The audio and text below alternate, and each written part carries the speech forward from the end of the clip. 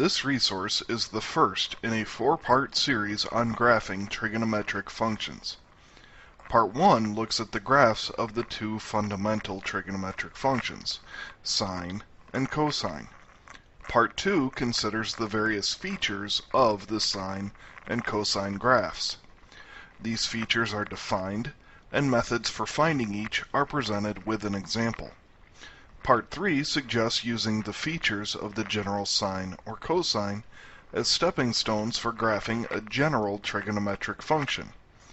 Part 4 looks at the graphs of the other four trigonometric functions, formed from ratios involving sine and/or cosine.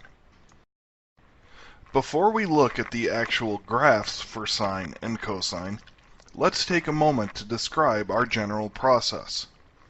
Although they are a special form, trigonometric functions are still functions. We will use the general process for graphing any function. That is, we will create a table of values. First, we select some special values for the independent variable, which is x. We then find the function value for each of those values of x.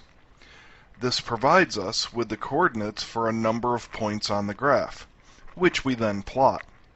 We finish by connecting the points and labeling our graph. So let's look at the graph of the sine function. Although we are graphing sine on the normal xy plane, we need to remember that the inputs for trigonometric functions are actually angles. To compensate for this, we will use radian measures for the x values, as radians are real number representations for angle measures. Since we are graphing sine, we choose angles that have 30 degrees or pi over 6 radians as their reference angle. We also include the radian measures for 0 degrees, 90 degrees, 180 degrees, 270 degrees, and 360 degrees, or 0, pi over 2, pi, 3 pi over 2, and 2 pi, respectively. Now we need to find the value of sine for each of these radian measures. Because we selected very particular values for x, we have quote-unquote nice values for y, 0, 1/2, 1, -1/2, and -1. We plot each of these points. And we connect the points. Note that our graph starts and ends at y values of 0.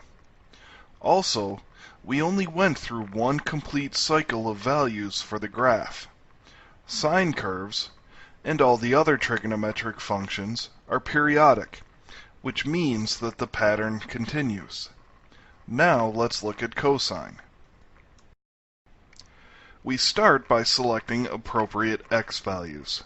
To ensure the nice function values, for cosine we use angles whose reference angle is 60 degrees, or pi over 3 radians, as well as the quadrantal angles of 0 degrees, 90 degrees, 180 degrees, 270 degrees, and 360 degrees. We find our y values. Again, we have quote-unquote nice values for y, 0, 1/2, 1, -1/2, and -1. We plot the points. We finish by connecting the points. Note the cosine graph starts and ends at the maximum value. Just like sine, this pattern would repeat if we extend the graph past 2 pi. Now that we have seen the basic graphs, let's see if we can generalize and find the features of these trigonometric functions. Stay tuned for part 2 of the series.